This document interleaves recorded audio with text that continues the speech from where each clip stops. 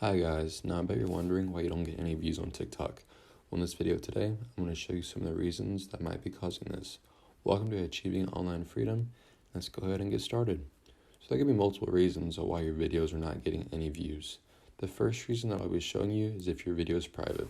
So if you go to the TikTok account and you go to your profile page in the bottom right corner, you'll see your drafts and your posts and whatever else. You want to click on your drafts. And once you're at your draft or video, you can see on the right side there's a privacy setting with a little lock. You want to click on that. From here, if it's on only me, that means that only you can see this video.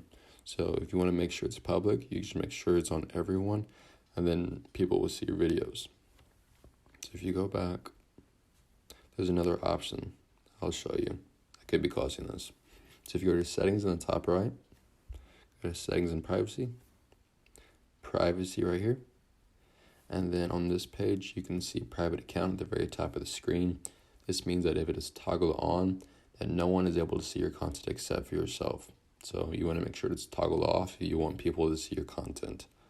And the last reason that I'll be talking about is that TikTok just might be reviewing your video and they aren't putting it out on anybody's For You page just because they are not done reviewing your video.